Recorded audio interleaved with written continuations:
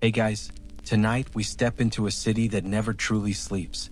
Not because it glows with electric light or hums with traffic, but because even in darkness, it breathes.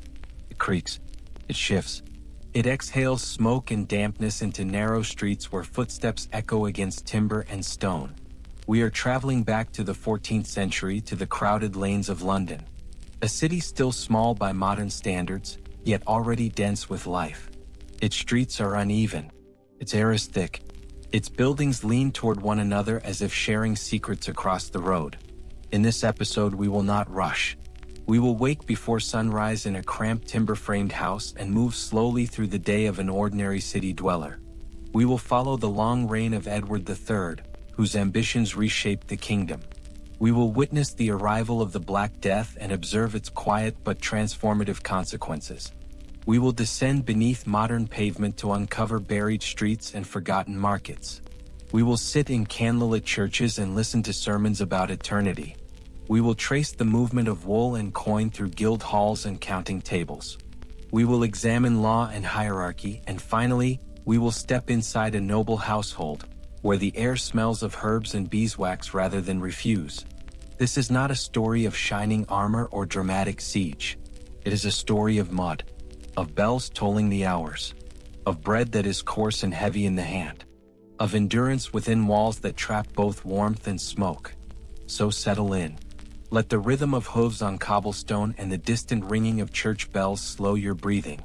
The sky over medieval London is still dark, and your day is about to begin. You wake before the sun, not because you wish to, but because the sounds of the house make sleep impossible beyond a certain hour. Someone stirs on the other side of the single room. A child coughs softly. A beam overhead creaks as the wind presses against the side of the building. Your bed is not truly a bed, but a wooden frame stuffed with straw and covered in rough woolen cloth. The straw shifts beneath you, releasing a faint, earthy scent. It has been used for months, perhaps longer. The air is heavy. Even in early morning, it carries yesterday's smoke.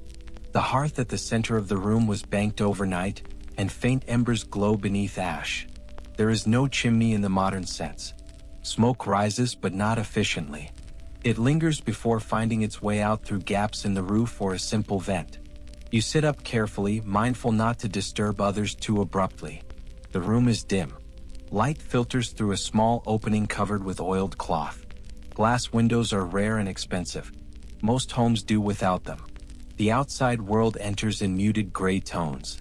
You dress in layers. A linen shirt first, slightly rough against your skin.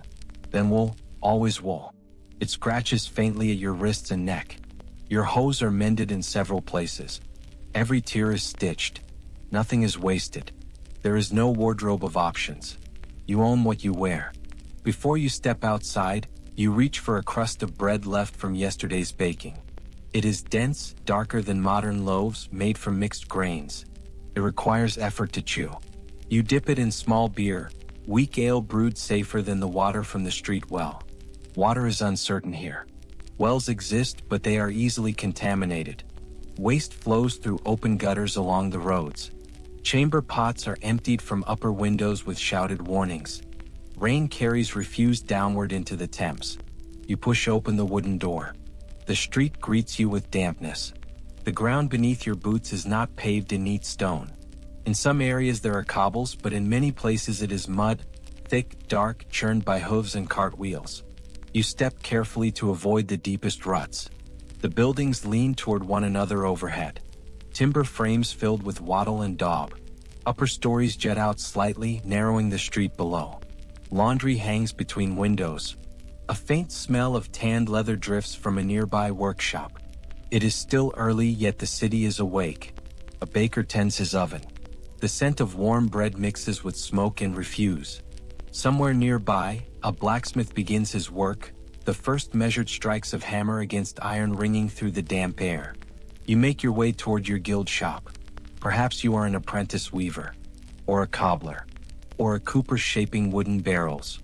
Your path takes you past St. Paul's Cathedral, its great stone mass rising above the wooden structures around it. The bells begin to toll, marking the hour in slow, resonant notes. Time in medieval London is not measured by wristwatches. It is measured by bells, matins, prompters. The sound travels across rooftops and down alleyways. It structures your day as reliably as any clock. At the workshop, the door opens onto dim interior space. The smell of raw materials, leather, wool, wood shavings, mingles with the persistent smoke of hearth fires. Light enters through small windows, but much of your work will be done in shadow. Your master stands near the workbench. He is neither cruel nor particularly gentle. He is practical. You are here to learn, to labor, and eventually, perhaps, to earn the right to call yourself a freeman of the city. Until then, your hours are long. You scrape, stitch, hammer, or spin. Repetition defines your morning. Your fingers grow stiff in winter, slick with sweat in summer. The air remains close, carrying dust and particles that settle quietly in your lungs. Meals are simple and brief. Bread again. Maybe pottage, a thick stew of vegetables, grains, perhaps small bits of meat if fortune allows. The taste is earthy, slightly sour, sustaining but not indulgent. Outside, carts creak past. Livestock sometimes wander through the streets. Pigs root near gutters. Dogs bark intermittently. The city is alive with sound, but rarely with silence. You work until light fades. Candles are expensive. Rushlights offer weak illumination.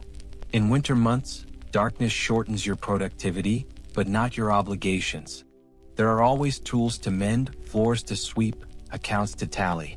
As evening settles, smoke thickens once more in the narrow lanes. Supper is eaten close to the hearth. Stories may be told quietly. Or perhaps exhaustion leaves little room for conversation. Illness is never far away. A cough in the corner. A fever that lingers longer than expected. You do not understand microbes. You understand imbalance, bad air, divine will. Physicians are few. Remedies are herbal, hopeful. And always, the hierarchy of the city surrounds you. Nobles pass occasionally on horseback, their cloaks cleaner, their boots less muddied. Clergy move with purpose between church and home. Wealthier merchants live in larger houses with multiple rooms and glazed windows. But for you, most days feel similar. Wake before dawn. Work until dusk. Eat simply. Sleep lightly. The monotony is not dramatic. It is persistent. The mud does not shock you. It clings gradually. The smoke does not overwhelm you. It lingers constantly. The bells do not startle. They repeat. You endure. And yet, within this endurance, the city hums with quiet transformation. Kings wage distant wars. Trade networks stretch across seas. Tensions simmer beneath daily routine. You may not see the crown often, but its decisions will shape your life all the same. In the next segment, we will lift our gaze from the workshop floor and turn toward the long reign of a king whose ambitions reached far beyond London's muddy streets. The bells continue to toll over London. But now, instead of following the apprentice through mud and smoke, we allow the sound to carry us upward, toward stone towers, royal chambers, and the slow machinery of kingship. In the year 1327, a boy of 14 was crowned King of England. His name was Edward III. He did not choose the moment. It arrived through upheaval. His father, Edward II, had been deposed after years of political instability and baronial resentment. The crown passed not through peaceful succession, but through a shifting of power that unsettled the realm. Imagine the coronation. Westminster Abbey heavy with incense. Nobles in layered velvet and fur. The young king, solemn beneath the weight of cloth of gold, aware that ceremony does not equal control. Outside, London streets are crowded with onlookers. Merchants hoping for favor, laborers hoping for stability. Inside the abbey, vows are spoken in Latin. Oil touches the brow. A crown settles into place. But kingship in medieval England was never simply a crown. It was negotiation. It was debt. It was war. For the first years of his reign, Edward ruled in name more than in fact. Authority rested largely with his mother, Isabella of France, and her ally Roger Mortimer. They governed cautiously, consolidating their influence. The young king watched. He learned the rhythms of court, the way alliances were made through marriage, the way loyalty could shift like wind over marshland. The way coin flowed from merchants' chests into royal coffers, and then out again toward soldiers and ships. By 1330, Edward moved decisively. Mortimer was arrested in a quiet but firm seizure of power. The young king stepped forward as ruler in truth, not merely in title. From that moment, his reign lengthened into one of the most significant in English history. Edward's ambitions reached across the Channel toward France. His claim to the French throne, through his mother's lineage, became a foundation for conflict.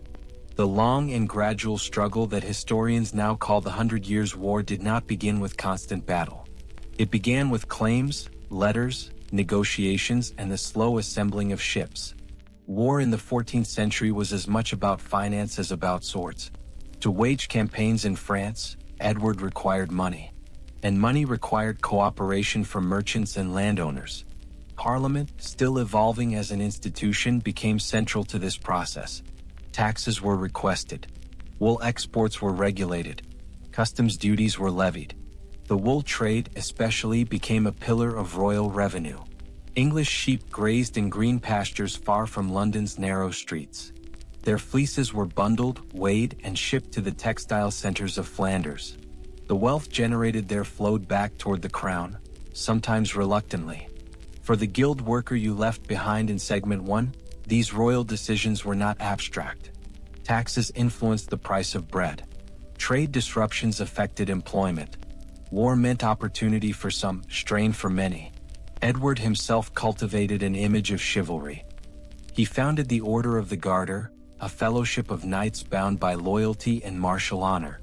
Its ceremonies were rich with symbolism, blue velvet, gold insignia, solemn vows beneath vaulted ceilings.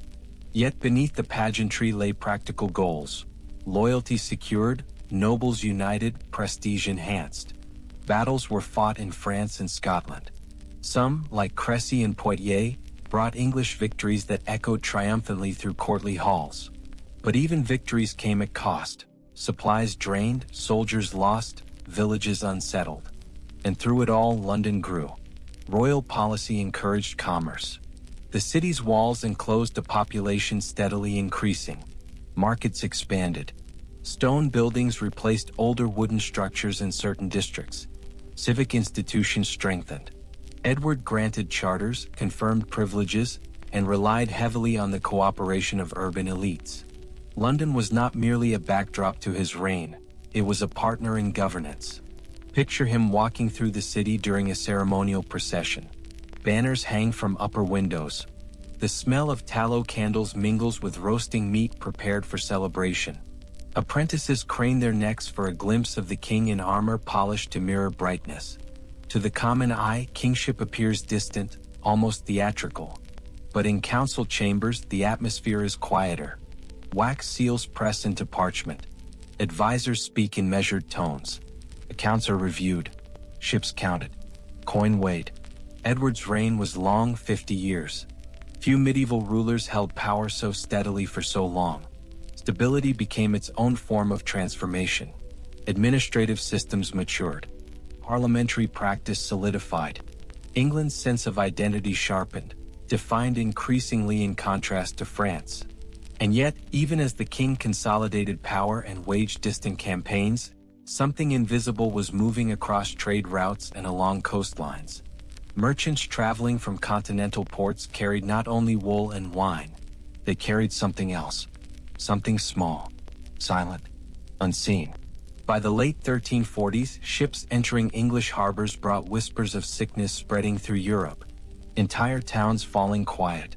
Laborers vanishing from fields. Priests overwhelmed. In royal chambers, concern flickered. In London's workshops, rumors drifted. The structure Edward had strengthened, trade networks, urban density, commercial exchange, would soon create pathways for something far more disruptive than war. For now, though, the bells continue to toll. The king reviews reports. Guild workers stitch and hammer. Markets hum. The city breathes in. And unknowingly, it prepares to exhale into one of the most transformative crises in its history. In the next segment, we will remain in London as the Black Death arrives, not with spectacle, but with steady and irreversible consequence. The ships arrive as they always have. They drift up the Thames with sails slack in the morning air, hulls creaking gently against the tide. Dockworkers step forward with ropes. Merchants scan manifests. Barrels are unloaded. Crates are lifted. Life continues in its usual rhythm. At first, nothing appears unusual. A sailor coughs. Another seems unusually tired. Such things are common enough in a port city. Men who sleep in cramped quarters and travel long distances often arrive pale and thin. London has seen illness before. Fevers that come and go, winters that take the elderly quietly in their sleep. But this time the pattern does not fade. It spreads. By 1348, reports ripple through the city. Households fall silent. Workshops close unexpectedly. Church bells toll more often, their steady rhythm now interrupted by funerals that cluster too closely together. We call it the Black Death. Those who lived through it did not use that name. They spoke of pestilence, of mortality, of God's testing hand, of corrupted air drifting through streets too narrow and too crowded. For the apprentice we met in segment 1, the change is gradual but unmistakable. One morning, the master does not open the shop. A neighbor is said to be ill. A cousin fails to appear at market. The usual murmur of commerce softens. Doors remain closed longer than usual. Attention hums beneath ordinary sound. Medieval medicine understands the world through balance, hot and cold, wet and dry. Physicians recommend purifying the air with herbs. Fires burn more frequently. Vinegar is used to cleanse surfaces. Some carry posies of fragrant flowers pressed to the nose. But none of it stops the progression. The city council attempts measures of order. Streets are cleared when possible. The sick are tended at home. Priests move tirelessly from house to house, offering prayers, last rites, comfort. There is no dramatic chaos at first. Instead, there is accumulation. More funerals. More shuttered windows. More unanswered knocks. The Thames continues to flow. The bells continue to toll. But their sound now carries a different weight. London's population, perhaps 70 or 80,000 at its height, begins to thin. Laborers vanish from docks and fields. Bakers struggle to find assistants. Apprentices inherit responsibilities sooner than expected, or not at all. Wages begin to shift. With fewer workers available, those who remain discover that their labor holds new value. Surviving craftsmen negotiate higher pay. Servants demand better conditions. Fields outside the city lie partially untended, harvests delayed by absence. This economic transformation unfolds quietly but profoundly. King Edward III, still on the throne, observes the change with concern. Stability depends upon predictable labor and fixed wages. In response, Parliament issues the Statute of Laborers, an attempt to freeze wages at pre-plague levels and compel able-bodied individuals to work. The statute reflects anxiety more than control. Enforcement proves difficult. A society accustomed to rigid hierarchy now finds itself subtly rearranged. The balance between lord and laborer shifts. Expectations soften at the edges. In homes across London, grief becomes familiar. We will not linger on the physical details of the illness. It is enough to understand its speed and its finality. One day a neighbor is present. Within a short span, that presence is gone. Mass burials occur when individual graves become impractical. Outside the city walls, trenches are dug. Soil covers layers of linen-wrapped forms. Prayers are spoken as steadily as time allows. And yet, even here, life persists. Markets reopen cautiously. Orphans are absorbed into extended households. Survivors adapt to emptier streets. Grass grows in patches where foot traffic has diminished. There is a strange stillness that settles after the first wave passes. The air feels clearer. The city quieter. Spaces once crowded now seem unexpectedly open. For those who remain, daily routine resumes but with altered awareness. The fragility of life is no longer abstract. It is woven into memory. Religious processions increase for a time. Acts of charity expand. Endowments are left to churches. Faith deepens in some, questions stir in others. London does not collapse. It contracts. And in that contraction it changes. Over the following decades, further outbreaks will come. less devastating than the first, yet still disruptive. Population levels never fully recover to their former heights within the century. But the labor market remains transformed. Social mobility, once nearly frozen, begins to show subtle cracks. For our guild worker, survival brings unexpected opportunity. A workshop vacancy opens. A position becomes attainable that might once have been reserved for someone older. A modest rise in income allows for slightly better food, perhaps a larger room. The plague, while tragic, loosens the rigid structure of medieval society just enough to alter its trajectory. Beneath the city streets, however, the physical evidence remains. Graves, foundations, discarded tools. Centuries later, when modern engineers dig foundations for railways and buildings, they will uncover layers of this history, silent witnesses to a time when the city held its breath. In our next segment, we will descend below present-day pavement and explore the archaeological discoveries hidden beneath London's streets. Plague pits, lost lanes, and the foundations of vanished markets. For now, the bells have grown quieter. The smoke still drifts upward from hearths. And the city, diminished but enduring, continues its slow, steady rhythm. If you stand in modern London today, you stand upon layers. Stone upon stone. Brick upon timber. Pavement upon earth that has known centuries of footsteps. The city did not replace itself all at once. It settled gradually. When buildings decayed, they were not always removed entirely. They were leveled, filled in, built over. Each generation raised the ground just slightly higher than the last. And so, beneath the steady rhythm of buses and distant traffic, the medieval city still rests. Archaeologists have come to know it intimately. When foundations are dug for new offices or rail lines, soil is lifted carefully, sifted, brushed. What emerges is not spectacle, but quiet accumulation. A fragment of pottery. A leather shoe, its sole worn thin. The outline of a long-vanished lane. Beneath certain districts, the soil darkens with a different density.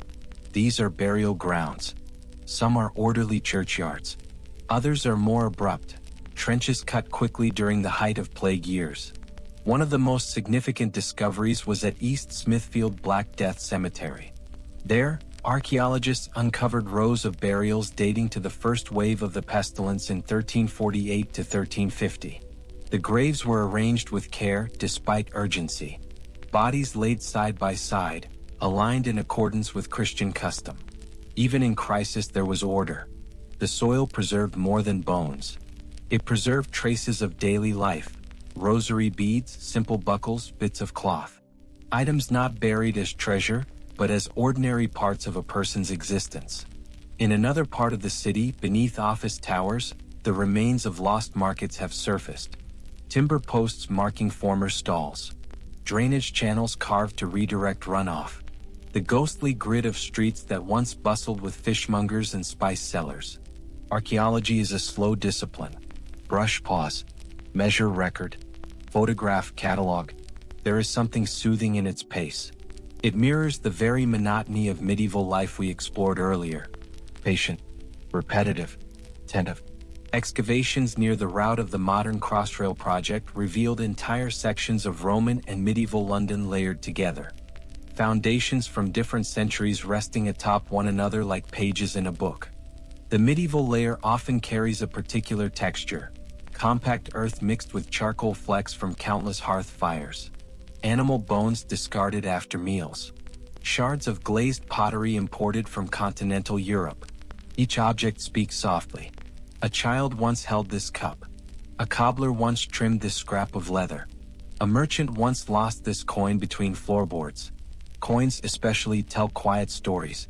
Some bear the profile of Edward III, worn smooth by exchange. Others originate from distant mints in Flanders or France, evidence of trade routes that continued even after plague years thinned the population. And then there are the lanes. Under modern glass towers lie narrow medieval streets, their names forgotten. Some were only wide enough for two carts to pass with difficulty. Others were little more than alleyways, damp and dim even at midday. When archaeologists uncover these paths, they reveal wheel ruts hardened in clay. Layers of compacted waste and straw. The the subtle rise and fall of ground shaped by centuries of use. It is a humbling thing to realize that the mud of Segment 1 has not entirely vanished. It simply rests below. In churchyards, foundations of vanished chapels appear. Stone outlines marking where walls once stood. Post holes indicating wooden structures long decayed. In some cases, graffiti scratched into stone survives. Names, crosses, small symbols carved by hands seeking permanence. The past does not shout. It waits. Beneath the financial district, beneath the cafes and underground trains, medieval London remains in fragments. It does not disturb the modern city. It supports it. When construction pauses for excavation, workers often remark on the stillness of these sites. Traffic noise fades behind temporary walls. Soil absorbs sound. Time feels suspended. In those quiet pits, archaeologists reconstruct daily routines we have already imagined: guild workshops, narrow homes, crowded markets. They also encounter evidence of hardship. Skeletons showing signs of malnutrition during lean years, healed fractures from labor accidents, worn teeth from coarse bread. These are not dramatic revelations. They are confirmations. Life was repetitive. Life was constrained. Life required endurance. And yet, among the remains there are also signs of care. A child buried with a small token. A repaired garment carefully mended before being discarded. A pilgrim badge from a distant shrine. Even in difficulty there was attention. Intention. The city's buried layers reveal resilience as much as suffering. As soil gives way to timber and stone, we are reminded that medieval London was not merely defined by plague or poverty. It was structured by belief, by a worldview that offered meaning to both joy and hardship. Above ground, in the 14th century, church bells continued to ring through these same lanes. Sermons were preached. Candles were lit before relics. Ordinary people sought explanations for the instability around them. To understand the medieval city fully, we must step into its churches and chapels, where fear and faith intertwined beneath vaulted ceilings. In the next segment, we will explore medieval faith and fear, daily mass, relics, saints, and the ways ordinary Londoners made sense of suffering in a world without antibiotics or modern science. For now, imagine the layered earth beneath your feet. Mud turned to soil. Soil turned to foundation. Foundation turned to memory. And beneath it all, the quiet endurance of a city that never truly disappears. Above the narrow streets and leaning timber houses, the spires rise. Stone towers interrupt the skyline of medieval London, their bells marking not only time but eternity. In a world without electric light or scientific explanation for disease, faith is not an abstract idea. It is structure. It is rhythm. It is reassurance. You wake and the bells call you. Mass is not optional in the way modern attendance can be. It is woven into daily life. Even those who cannot attend every service feel its presence. The sound travels across rooftops into workshops through open shutters. Inside a parish church, the air is cool and faintly damp. Candles flicker before painted images. The scent of beeswax and incense softens the sharper smells of the street. Stone columns rise steadily, their surfaces worn smooth by centuries of touch. The priest speaks in Latin. Most parishioners do not understand every word, yet they know the shape of the ritual. They kneel when others kneel. They cross themselves at familiar moments. They whisper memorized prayers beneath their breath. The repetition is comforting. In the aftermath of the Black Death, churches are fuller than before. Loss drives attendance. Survivors seek meaning in catastrophe. Sermons speak of divine testing, of purification, of preparation for the afterlife. Heaven and hell are not distant metaphors. They are vividly imagined destinations. Wall paintings depict angels weighing souls, flames consuming the unrepentant, saints standing serene amid suffering. Fear and hope exist side by side. Relics, bones or fragments associated with holy figures, draw quiet devotion. Pilgrims travel to shrines seeking healing or forgiveness. In England, many journey toward Canterbury Cathedral to honor Thomas Becket, whose shrine becomes one of the most revered in Europe. For those unable to travel, smaller parish relics suffice. A fragment of cloth, a vial said to contain sacred oil. The physical presence of the holy feels tangible, reassuring. The medieval worldview is structured around order. God above, king beneath, nobles, clergy, merchants, laborers, all arranged in descending layers. To question the structure is to risk destabilizing not only society but salvation. Confession becomes a regular act of maintenance. Parishioners recount sins, missed prayers, harsh words, small thefts. Absolution is granted.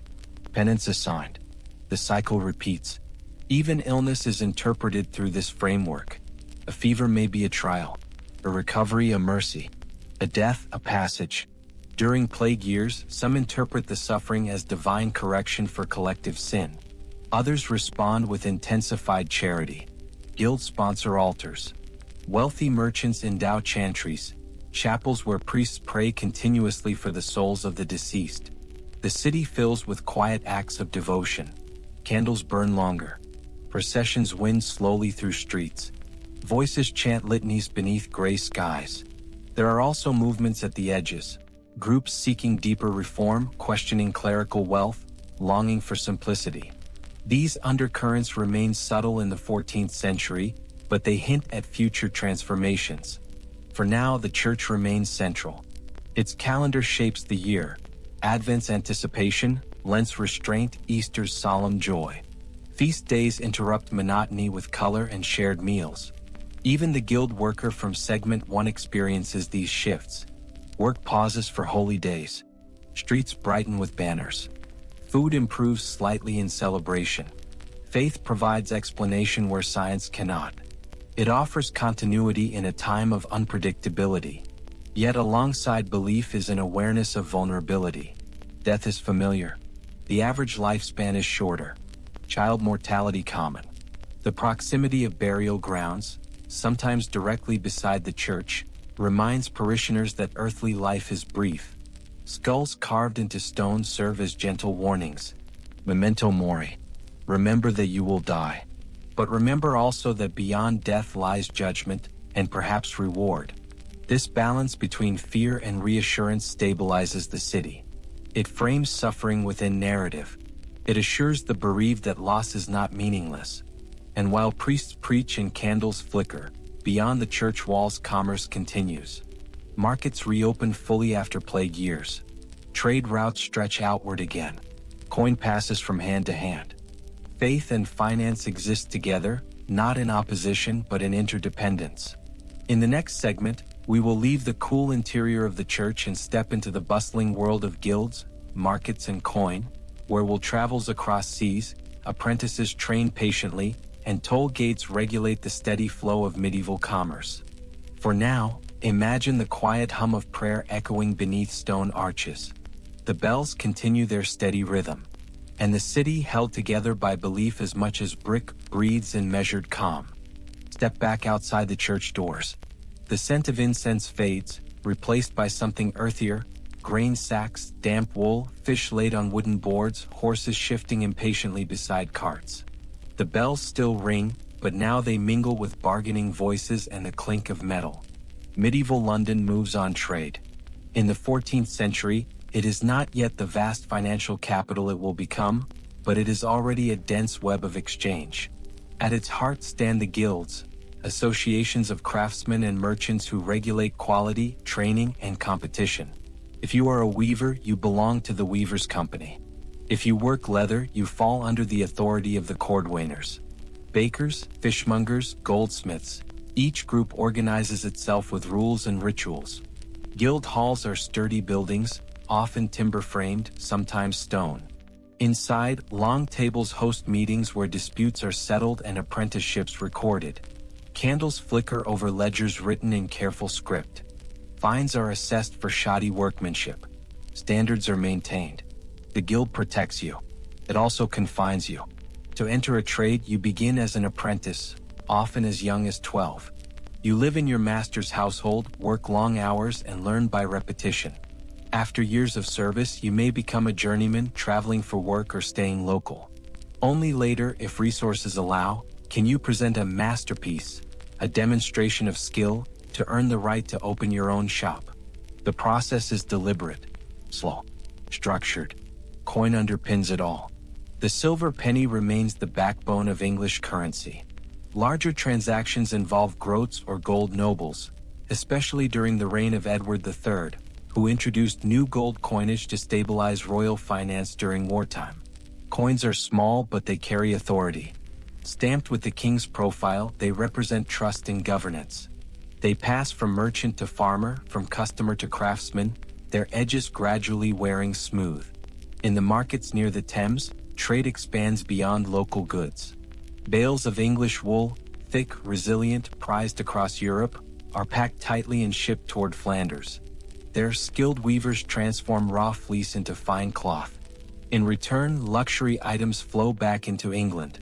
Silk, spices, delicate metalwork. The wool trade is so central that entire policies revolve around it.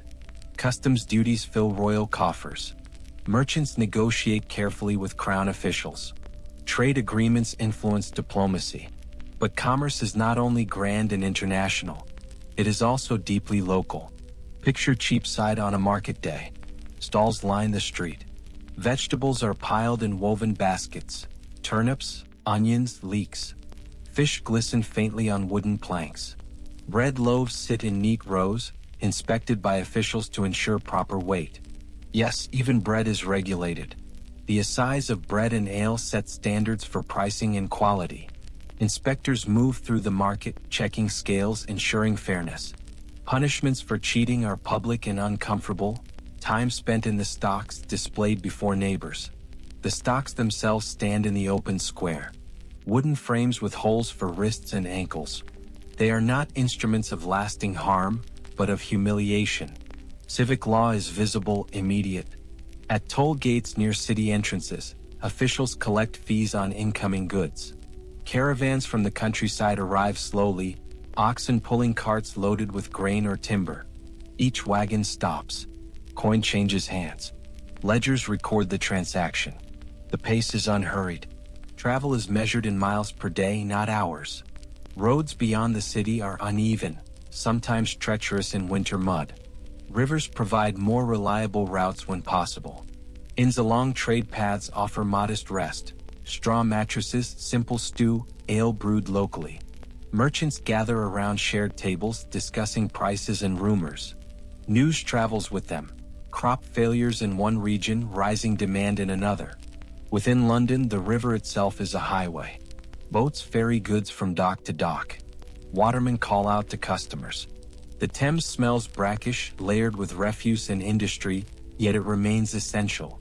After the plague years, labor shortages alter these systems. Surviving workers leverage their skills for better wages. Some guilds tighten membership to protect privilege.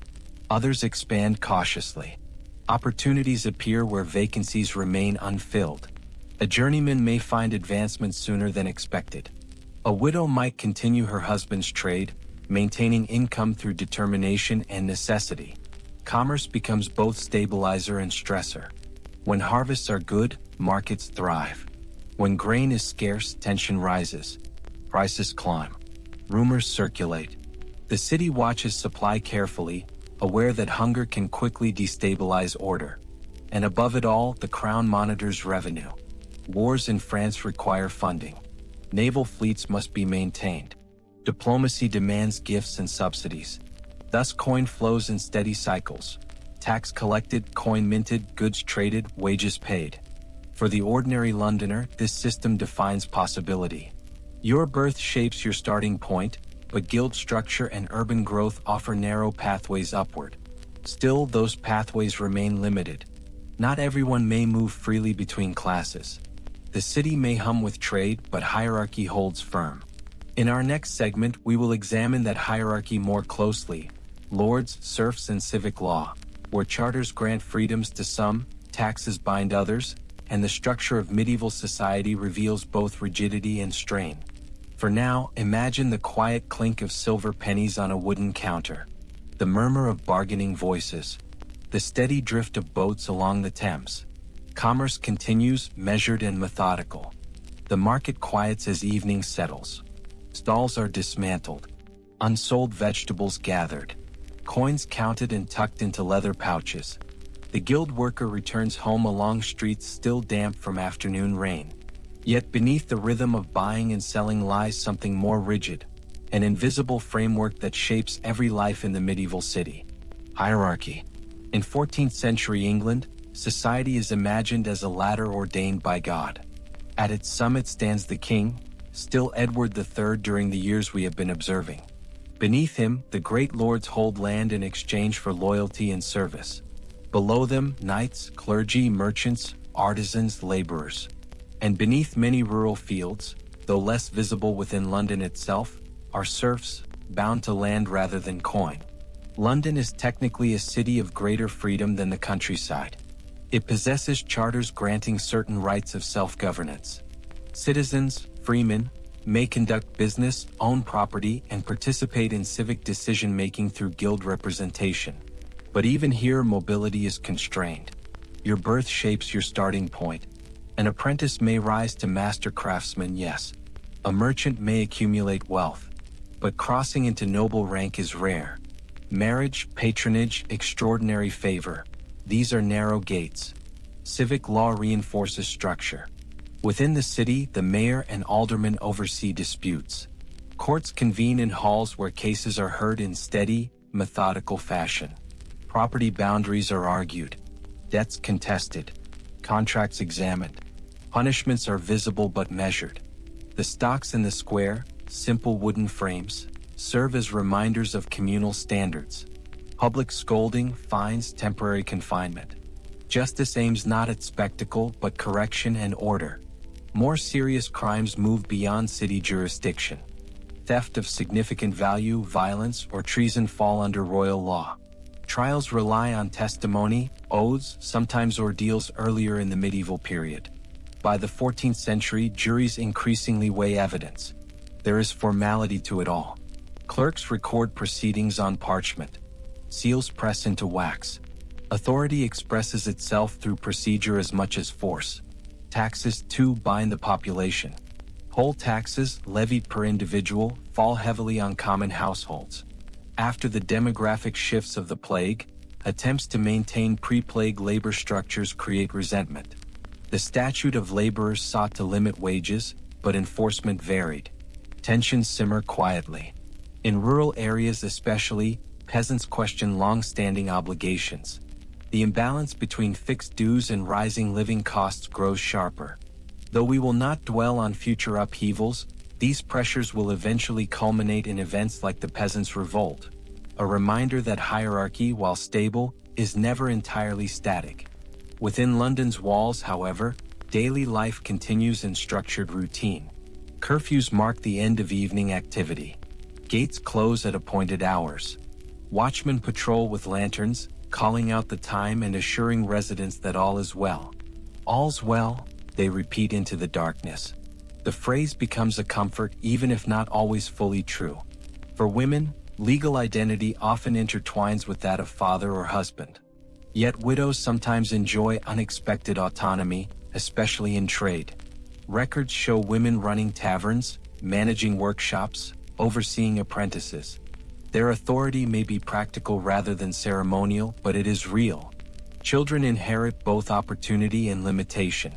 Sons often follow fathers into guilds. Daughters marry within similar social rank. Education varies, literacy spreading slowly among merchants and clergy. The city's laws attempt to balance stability with adaptation. Charters grant privileges in exchange for loyalty and tax revenue. The king relies on London's wealth. London relies on royal protection. It is a reciprocal arrangement, cautious and pragmatic. At the edges of the city, beyond walls and toll gates, the countryside reminds urban dwellers of broader structures. Great estates stretch across rolling fields. Stone manors rise above clustered cottages. Serfs till land that is not theirs, owing labor in return for protection. Movement between rural and urban life occurs, but it is gradual. Migration to cities offers potential freedom after years of residence. Town air makes free, as a later proverb suggests, though freedom remains relative. Thus, the medieval city is not chaos. It is a layered system of obligation and privilege. Above, banners of nobility ripple faintly in the wind. Below, guild banners hang above shop doors. Between them, countless individuals navigate expectation and endurance. Yet there is one sphere where hierarchy becomes almost theatrical in its contrast: the noble household itself. Stone replaces timber. Tapestry replaces bare plaster. Food arrives in courses rather than crusts. In our final segment before the conclusion, we will step through heavy wooden doors into a noble household, where warmth is more carefully contained, garments are embroidered, and comfort exists in textured layers unfamiliar to most city dwellers. For now, imagine the watchman's lantern swinging gently in the night. The city gates closed. The hierarchy intact. The structure steady beneath the stars. Now we leave the narrowest lanes behind. The mud softens into packed earth. The timber frames give way to stone. The air, while still touched by smoke, feels subtly clearer. Before you rises a manor house, or perhaps, for a greater lord, a modest castle. Not the towering fortress of legend, but a fortified residence built for status as much as defense. Heavy wooden doors swing inward. Inside, the temperature changes. Stone walls hold the cool of morning, yet great hearths promise warmth once fires are fully lit. Tapestries hang along interior surfaces, not merely decorative but practical. They soften drafts and add color to otherwise gray stone. This is a different world from the apprentice's single-room dwelling. At the center stands the great hall. Long tables stretch across its length. Rushes cover the floor, replaced periodically to absorb spills and odors. Above, beams arch overhead, darkened by years of smoke rising toward louvered vents. Light enters through glazed windows, small panes set in lead frames. Glass remains expensive, a quiet signal of wealth. It diffuses daylight into a softer glow. Servants move quietly, laying trenchers of bread upon the tables. The bread here is lighter, made from finer flour. Meat appears regularly: roasted fowl, salted beef, river fish spiced with imported seasonings. Meals unfold in courses. Not extravagant by modern standards, but layered. Pottages enriched with herbs. Fresh cheese. Occasionally fruit preserved in honey. Wine poured into metal cups rather than simple wood. Clothing reflects this comfort. The lord wears wool, yes, but of higher quality, dyed in deep colors. His cloak may be lined with fur. The lady of the household wears embroidered gowns, sleeves edged in intricate stitching. Linen is softer, more abundant. Texture defines the difference. Where the guild workers' garments scratch, these fabrics drape. Where the city house traps smoke in a single crowded room, this residence contains chambers, private sleeping quarters separated from the hall. Beds are larger, hung with curtains for warmth and modesty. Mattresses are stuffed with feathers rather than straw. Yet noble life is not idle luxury. Estate management requires attention. Accounts must be reviewed, rent from tenants collected, fields inspected, livestock counted. Letters arrive bearing news from court or battlefield. Alliances are maintained through correspondence and arranged marriages. The lord may have served in campaigns under Edward III, riding across the Channel during the conflicts that shaped England's identity. Armor, now polished and displayed along a wall, speaks of past service. But daily life within the manor is quieter. A steward oversees supplies. A chaplain conducts prayers in a small private chapel. Children are instructed in reading, courtesy, perhaps Latin phrases. Music drifts occasionally through corridors, a lute plucked softly, a hymn sung at vespers. Heating remains imperfect. Even in stone chambers, winter cold seeps through mortar. Fires must be maintained carefully. Candles burn steadily but consume costly wax. Comfort exists, but it requires labor from many unseen hands. Servants rise before dawn, just as in the city. Kitchens hum with preparation. Laundry is scrubbed in cold water. Floors swept. Animals tended in stables nearby. Hierarchy here is as structured as in London's civic courts. The lord presides at the high table, seated on a slightly elevated dais. Others arrange themselves according to rank. Conversation flows politely, measured by custom. Etiquette dictates who speaks first, who carves meat, who pours wine. Even leisure is organized. Hunting parties move through surrounding lands in autumn. falconry displays both skill and status. Feasts mark holy days with more elaborate fare. Guests are received with ceremony, gifts exchanged to reinforce bonds. In these moments, medieval society appears ordered and secure. Yet the noble household is not untouched by the broader currents we have traced. The Black Death did not spare stone walls. Entire lineages were reduced. Estates passed unexpectedly to distant relatives. Labor shortages affected agricultural output, compelling lords to negotiate wages with tenants in new ways. Even wealth must adapt. Some nobles invest more heavily in sheep farming, drawn by the profitability of wool. Others tighten obligations upon tenants to preserve income. The balance between generosity and control becomes delicate. And still, compared to the apprentice's dwelling, this world feels spacious. At night, the great hall dims as torches are extinguished. Embers glow in the hearth. Servants retreat to their quarters. The lord and lady withdraw behind curtained beds. Outside, wind moves through surrounding trees rather than narrow alleys. The air carries the scent of damp earth and distant fields instead of concentrated refuse. It is not paradise. It is simply layered comfort. Stone instead of timber. Feather instead of straw. Courses instead of crust. And yet, even here, life is shaped by the same bells that toll in London. The same religious calendar. The same royal authority. The same vulnerability to harvest failure or distant war.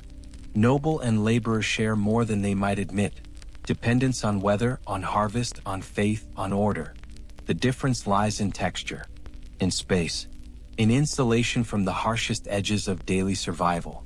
As we prepare to leave this hall, notice how the firelight flickers across embroidered cloth, how shadows stretch long against stone, how conversation softens as night deepens. In our conclusion, we will step back from manor and market alike, and reflect quietly on mud versus pavement, plague versus antibiotics, and how endurance, at every level of society, shaped the foundations of the modern city. For now the torch is dim. The hall grows still. And the medieval world, in all its layered contrasts, settles into night. The city grows quiet. Not silent, never entirely silent, but softened. The bells that once marked every hour now feel distant. The market stalls are folded away. The great hall's hearth has been banked for the night. Smoke rises in thin ribbons into a dark sky unbroken by electric light. We step back. Behind us lie narrow streets layered in mud, chamber pots emptied into gutters, and bread so coarse it must be chewed with patience. We have walked beside apprentices in cramped timber houses.